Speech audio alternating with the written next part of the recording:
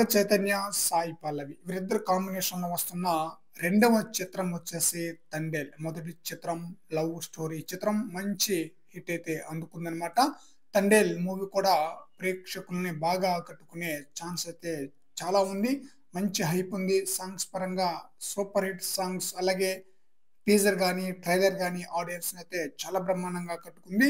ఈ చిత్రం ఈ నెల 7వ తేదీన రిలీజ్ కాబోతుందన్నమాట. అయితే ఒకసారిగా చూద్దాం నాగ చైతన్య సినీ కెరీర్‌లోనే బెస్ట్ ఫస్ట్ డే కలెక్షన్ రాబట్టిన చిత్రాలు ఏంటనేది ఏపీ, తెలంగాణ వరకు మాత్రమే. కస్టడీ మూవీ వచ్చేసి ఫస్ట్ డే వచ్చేసి షేర్ కలెక్షన్ 1.82 కోట్లు. థాంక్ యూ మూవీ 1.65 కోట్లు. లవ్ స్టోరీ మూవీ వచ్చేసి 7.13 కోట్లు. మజిలీ మూవీ వచ్చేసి 5.6 కోట్లు. సవ్యత్ చాచి మూవీ వచ్చేసి 3.29 కోట్లు. శైలజ రెడ్డి అల్లుడు వచ్చేసి 6.93 కోట్లు.